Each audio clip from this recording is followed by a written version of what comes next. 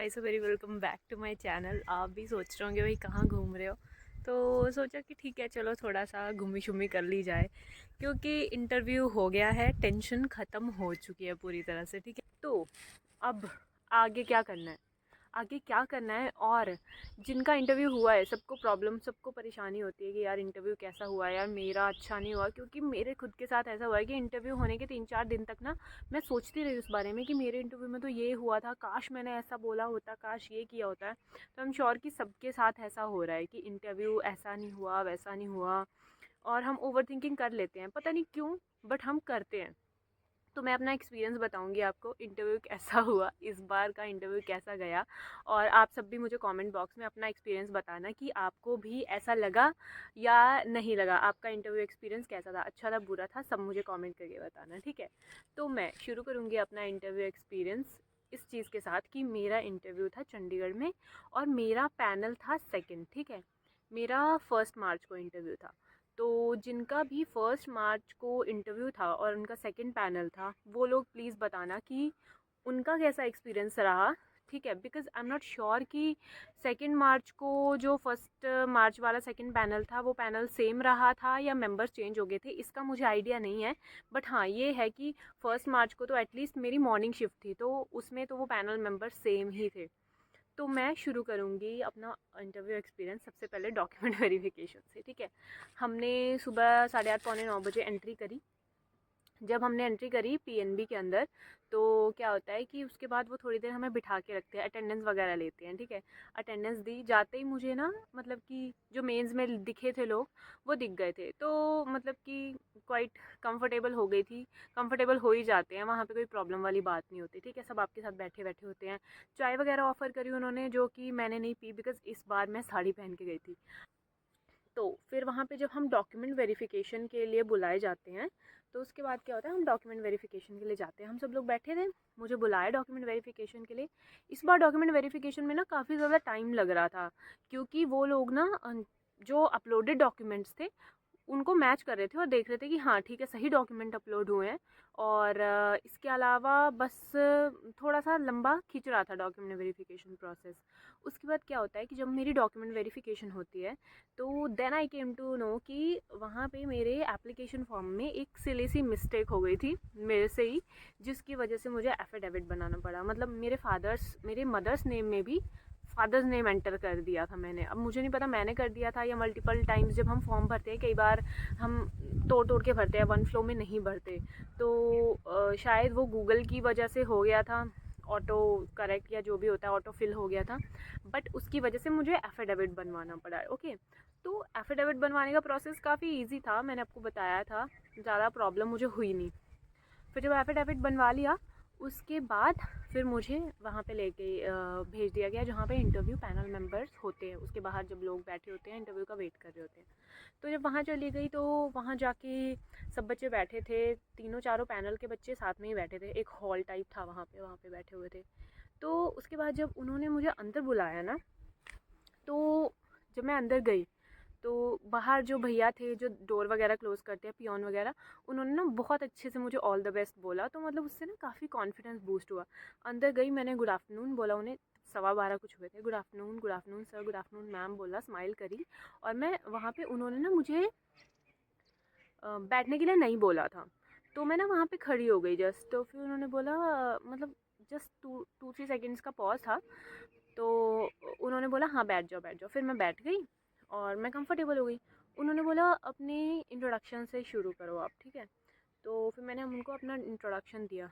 तो मैंने इंटरव्यू में उनको बोला, my name is Shabnam, I am 25 years old, I belong to this place this, and I have completed my graduation in 2020 with this much of marks, and till then and since then I've been preparing for government exams especially AFO। बस मैंने उनको इतना बोला। ठीक है, तो उन्होंने मुझे फिर पूछा कि अच्छा आप अभी कहाँ से आए हो। फिर मैंने उनको बताया मैं यहाँ से आई हूँ। फिर बोलते ओके। फिर उन्होंने ना इंट्रोडक्शन से कोई क्रॉस क्वेश्चन नहीं किया, और ना मुझे ये पूछा कि हाँ आपका 4th अटेम्प्ट है ये वो, और ना मैंने उनको इंट्रोडक्शन में बताया, जो कि जिस बात का मुझे बहुत ज़्यादा रिग्रेट हुआ फ्यूचर में। बट हाँ उसके बाद उन्होंने मेरे से एक क्वेश्चन पूछा कि शबनम ये बताओ कि, उन्होंने एक मुझसे करंट अफेयर्स का क्वेश्चन पूछा सबसे पहले कि जो ज्ञानपीठ अवार्ड्स मिले हैं 2 लोगों को मिले हैं, तो वो किस किस सेक्टर में मिले हैं और वो कौन लोग हैं, ठीक है। तो वो क्वेश्चन मुझे नहीं आता था, तो मैंने उनको बोला sorry sir, I have to gather information about this. तो कहते हैं आपको बिल्कुल आइडिया नहीं। मैंने कहा सॉरी सर, मेरे को बिल्कुल आइडिया नहीं है। तो कहा ठीक है। फिर उसके बाद सर ने मेरे से, दूसरे पैनल मेंबर ने मुझसे एक क्वेश्चन पूछा कि अच्छा शबनम, ये बताओ कि आजकल ना क्लाइमेट चेंज हो रहा है, तो क्लाइमेट चेंज आपने देखा होगा, इस साल क्लाइमेट चेंज हुआ है, तो आपको क्या लगता है कि जो क्लाइमेट चेंज हुआ है इसका एग्रीकल्चर पे अच्छा इफ़ेक्ट है या बुरा इफ़ेक्ट है। तो this was a very wide question, जिसको मतलब कि एक वो होता है कि उन्होंने पता नहीं क्या सोच के दिया होगा, तो मैंने उनका आंसर उन्हें ऐसे दिया कि हाँ सर, इस साल और पिछले साल, मतलब इस सीज़न में पर्टिकुलरली क्लाइमेट चेंज ऑब्ज़र्व किया है। जैसे कि पिछले साल की बात करें तो एल नीनो फिनोमिना हुआ था पिछले साल, जिसकी वजह से जो टेम्परेचर है वो एक्सट्रीमिटीज़ में था। गर्मियों में बहुत ज़्यादा गर्मी थी, सर्दियों में बहुत ज़्यादा ठंड थी, जिसकी वजह से टेम्परेचर का इफ़ेक्ट जो है वो एग्रीकल्चर पे बुरा पड़ा है, अच्छा नहीं पड़ा है। तो वो कहते नहीं नहीं नहीं, हम तो पिछले साल की बात नहीं कर रहे हैं, हम इस साल की बात कर रहे हैं। इस साल पे क्या हुआ है ऐसा टेम्परेचर चेंज, क्लाइमेट चेंज। तो टेम्परेचर नहीं, क्लाइमेट चेंज बोला उन्होंने। तो मेरे माइंड में कुछ ऐसे खास आ नहीं रहा था रिगार्डिंग क्लाइमेट चेंज की जो इस साल हुआ है, बिकॉज ऑलरेडी मार्च चल रहा है, तो 3 महीने में क्या ही हुआ है। तो फिर मेरे दिमाग में हेल स्टॉर्म वाली बात आई, तो फिर मैंने कहा सर क्या आप हेल स्टॉर्म की बात कर रहे हैं या ओले की बात करें। कहते नहीं नहीं नहीं, ओले की बात नहीं कर रहे हैं हम, ओले तो इतना खास नहीं पड़े। फिर कहते आप मतलब कि एल नीनो तो पिछले साल हुआ था ना, इस साल क्या हुआ। फिर मैंने थोड़ा सा और अपना दिमाग मैं मतलब कि I was letting them know कि I am not getting the point which they are trying to give me, है ना। तो मैंने फिर उनको बोला कि सब may be you are talking about जो ज़्यादा इस बार फॉगी वेदर रहा है, सनी डेज़ बहुत कम रहे हैं, ऑलमोस्ट 1 महीना। तो कहते नहीं नहीं नहीं। फिर ना वो थोड़ा सा ना ऐसे हो गया कि मतलब कि इसको जो मैं बोलना चाह रहा हूँ वो ये समझ नहीं रहे। फिर ये कहते अच्छा आप ये बताओ कि बर्फ़ पड़ती है। मैंने कहा हाँ सर। फिर कहते सर्दियों में बर्फ़ पड़ती है ना। मैंने कहा यस सर। फिर कहते कब पड़ती है सर्दियों में बर्फ़। मैंने कहा सर दिसंबर जान में। फिर कहते हाँ। तो कहते इस बार कब पड़ी। फिर मैंने कहा सर फेब में। फिर कहते हो गया ना क्लाइमेट चेंज फिर मैंने कहा ओके सर, मेरे मतलब बिल्कुल इसको माइंड में नहीं आया। फिर कहते हाँ, तो बस मैं इसी की बात कर रहा था। फिर कहते खैर चलो छोड़ो ये क्वेश्चन, मैंने आपको बता ही दिया ये क्वेश्चन। फिर उसके बाद उन्होंने मुझसे पूछा, हाँ फिर एक 2 फीमेल मेंबर्स थी हमारे यहाँ। तो फीमेल मेंबर ने मुझसे पूछा कि शबनम आप ये बताओ कि फाइनेंशियल इंक्लूजन सुना है आपने। फिर मैंने कहा यस मैम। तो कहते हैं फाइनेंशियल इंक्लूजन क्या होता है। मैंने कहा मैम कंट्री का एग्जांपल लेके बता देती हूँ। तो उन्होंने बोला हाँ बताओ।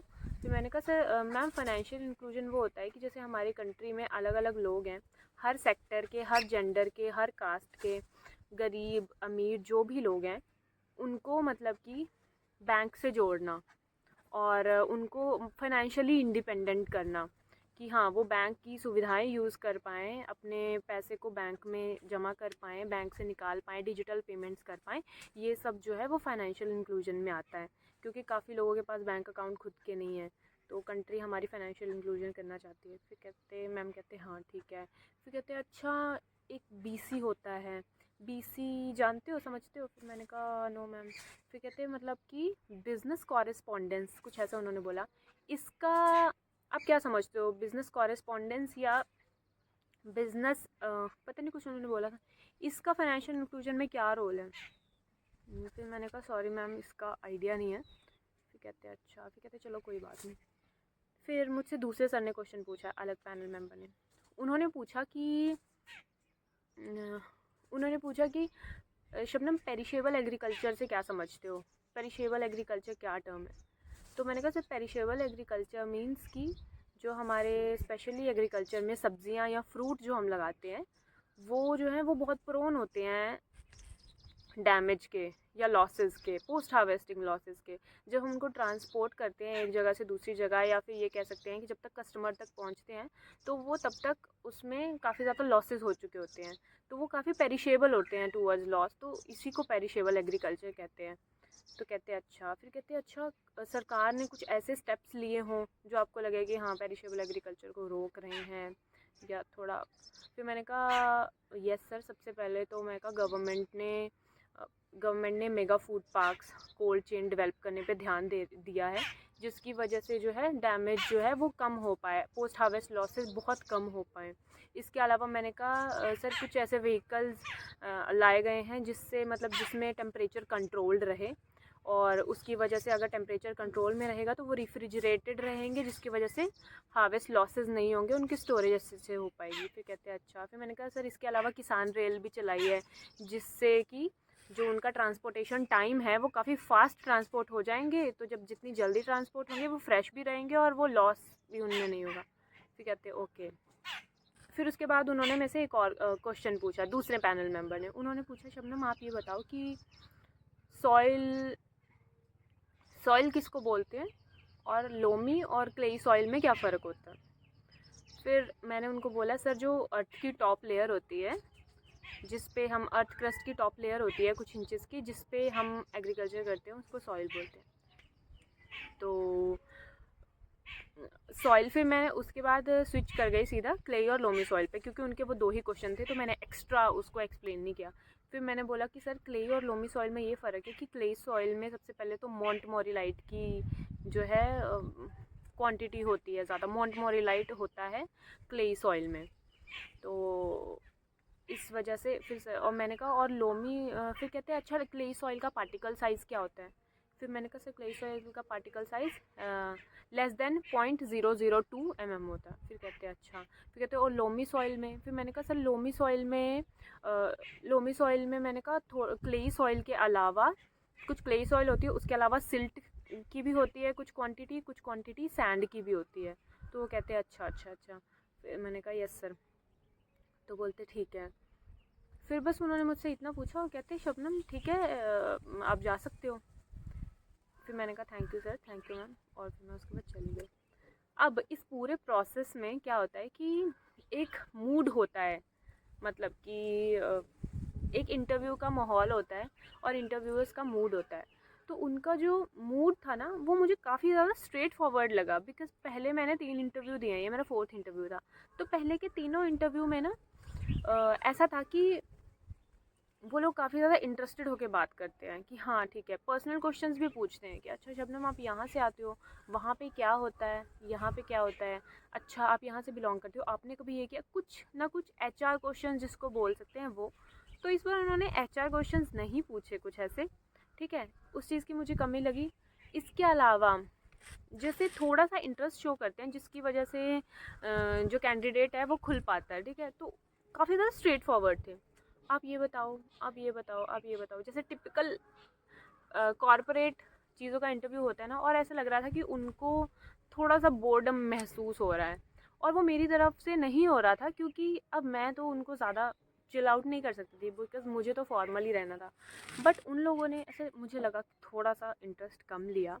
जैसे उन्होंने मेरे बायोडाटा से मुझसे कोई भी क्वेश्चन नहीं पूछा कि अच्छा आपका एड्रेस तो हिमाचल का है, आप यहाँ पे ये बता रहे हो कि मैं पंजाब से आई हूँ, या फिर अच्छा आपने एफिडेविट बनवाया, आपने फादर की जगह मदर का नेम भर दिया था, या फिर इसके अलावा आपका 4th अटैम्प्ट है, या फिर रिलीजन से या फीमेल के रिलेटेड क्वेश्चन पूछते हैं कि अच्छा आप लड़की हो, अगर आपको कर लें तो आपको फिर अप डाउन करना पड़ेगा, जो भी है वो सब उन्होंने नहीं पूछा। और एक बात का जिसका मुझे सबसे ज़्यादा रिग्रेट हुआ, मैं 3-4 दिन तक ये चीज़ सोचती रही कि मुझे ऐसा करना था बट मैंने पता नहीं क्यों नहीं किया, वो ये कि मैंने अपने इंट्रोडक्शन में ये चीज़ मेंशन नहीं की कि ये मेरा 4th इंटरव्यू अटेम्प्ट है। और इस चीज़ का मुझे बहुत दुख हुआ, क्योंकि हर बार मुझसे इंटरव्यू में ये चीज़ पूछते थे कि ये तुम्हारा 2nd अटेम्प्ट है, अच्छा ये आपका 4th अटेम्प्ट है, ये आपका 3rd अटेम्प्ट है, तो पिछली बार कहाँ तक पहुँचे थे आप, मेंस तक पहुँचे थे, प्री तक पहुँचे थे, तो मैं उनको बताती थी। तो आई वाज वेरी श्योर कि वो लोग गो थ्रू होते हैं प्रोफाइल से और वो लोग पूछते भी हैं कि अच्छा ये आपका 4th अटेम्प्ट है। तो फिर मैं उनको बोलती कि यस सर ये मेरा 4th अटेम्प्ट ही नहीं, 4th इंटरव्यू भी है, मैं पिछले 4 साल से इंटरव्यू दे रही हूँ, जिसकी वजह से मेरा मतलब कि काफ़ी फ़र्क पड़ सकता था मार्क्स में। लेकिन वो मैंने नहीं बताया ये सोच के कि वो मुझसे पूछेंगे। और आई डोंट थिंक कि उन्होंने पता नहीं देखा है मेरे बायोडाटा में या नहीं देखा है। और देखा भी होगा तो उनको ये चीज़ नहीं पता होगी कि ये मेरा 4th इंटरव्यू है। उनको लगा होगा कि हाँ पहले 1-2 अटेम्प्ट्स में प्री नहीं निकला होगा या मेंस जो भी है। तो मुझे इस चीज़ का बहुत ज़्यादा मलाल हुआ बिकॉज़ मैंने सुना है कि जिसका 4th attempt 3rd 4th attempt होता है ना, उनको ये लोग 14 से नीचे नंबर वैसे ही नहीं देते हैं। क्योंकि इनको ये होता है कि ये तब से परसिवरेंस है इसमें, तब से प्रिपेयर कर रहा है, क्विट नहीं कर रहा। तो उस चीज़ का बहुत अच्छा इम्पैक्ट पड़ सकता था अगर मैं बोलती, बट पता नहीं क्यों नहीं मैंने बोला। तो इस चीज़ को लेके मैं सोच रही थी काफ़ी ज़्यादा। आई होप कि मतलब आई होप क्या, मुझे ऐसा लगता है कि जैसे मैं इन चीज़ों को लेके परेशान हूँ, वैसे किसी ना किसी के इंटरव्यू में, हर किसी के इंटरव्यू में कुछ ना कुछ पॉइंट्स जो वो बताना चाहता था या कोई ना कोई मलाल रह ही जाता है कि इसका आंसर इस तरीके से करना था, वो मुझे आता था या मैं रिकॉल नहीं कर पाया या मुझसे कुछ गलती हो गई, मैंने गुड आफ्टरनून की जगह मॉर्निंग बोल दिया। तो सबके माइंड में कुछ ना कुछ होगा, ठीक है। लेकिन अब ये सब सोचने का कोई फ़ायदा नहीं है, बिकॉज़ अगर हम अब सोचते रहेंगे तो वो चीज़ बदल तो सकती नहीं है। और हम अपना भी टाइम वेस्ट कर रहे हैं, अपना जो हमारा डिटॉक्सिकेट होने का टाइम है, हम जो जी सकते हैं, आगे के लिए प्लान कर सकते हैं, कुछ भी कर सकते हैं, वो हम वेस्ट कर रहे हैं सोच के। और ओवर थिंकिंग से कुछ भी फ़ायदा नहीं होगा। तो इसलिए मैंने सोचा है कि ये सब सोचने का कोई फ़ायदा नहीं है। आगे बढ़ो, आगे की तरफ देखो कि आगे का क्या प्लान करना है, किस एग्ज़ाम की तैयारी करनी है, या फिर आपको अपनी लाइफ में कुछ को करिकुलर करना है, कुछ इसके अलावा करना है कि एग्ज़ाम में अगर अगले एग्ज़ाम में टाइम है तो चलो 10-15 दिन कोई स्किल सीख ली जाए या कोई अच्छी चीज़ कर ली जाए। तो उस पे फोकस करोगे तो फ़ायदा होगा, वरना ओवर थिंकिंग करने का तो कोई भी फ़ायदा नहीं है। जो चीज़ बीत चुकी है उसके लिए तो बिल्कुल भी फ़ायदा नहीं है, ठीक है। तो आई होप आप सबका एग्ज़ाम या इंटरव्यू है सब कुछ अच्छा हुआ होगा, पॉजिटिव रिज़ल्ट आए हम सबका। मैं भी यही होप करती हूँ, पॉजिटिव आए तो भी ठीक है, नेगेटिव आए तो भी ठीक है, बिकॉज़ अभी सब कुछ हो गया है। अभी हम सिर्फ कर सकते हैं जो है वो आगे की तैयारी कर सकते हैं, ठीक है। और काफ़ी सारे बच्चे बोल रहे थे कि मैम प्री का बताओ। मैम तो नहीं मैम तो कोई नहीं बोलता। सभी सभी बच्चे बोल रहे थे कि हाँ दी प्री का बताओ, प्री के लिए कैसे तैयारी करनी है, नेक्स्ट ईयर के मेंस के लिए कौन सी बुक्स पढ़नी है। फॉर श्योर मैं बताऊंगी, विद इन 2 और 3 डेज़ वीडियो डालूंगी, मेंस की वीडियो डालूंगी। बिकॉज मेंस की प्रिपरेशन अभी अच्छे से होगी, क्योंकि प्री की प्रिपरेशन अभी से करने का कोई फ़ायदा नहीं है। और दूसरी बात कि अभी आप मेंस के कॉन्सेप्ट्स को अच्छे से पढ़ सकते हो, बिकॉज अभी 8-9-10 महीने का टाइम है। तो आपके कॉन्सेप्ट बहुत ज़्यादा क्लियर हो जाएंगे, जो कि आपको मेंस में हेल्प करेंगे। Because at the end mains में आपके मार्क्स जो है वो ही मैटर करते हैं पूरे एग्ज़ाम में। तो नेक्स्ट वीडियो मैं डालूंगी इसके रिगार्डिंग। तब तक के लिए स्टे ट्यून्ड। सभी लोग कमेंट में लिखना सबका एक्सपीरियंस कैसा था, किस चीज़ का दुख हुआ या किस चीज़ का मलाल हुआ, या इंटरव्यू में आपको भी क्या वो लोग अनइंटरेस्टेड लगे या जो भी था। तो इसी के साथ मैं मिलती हूँ आपको नेक्स्ट वीडियो में। Till then bye bye.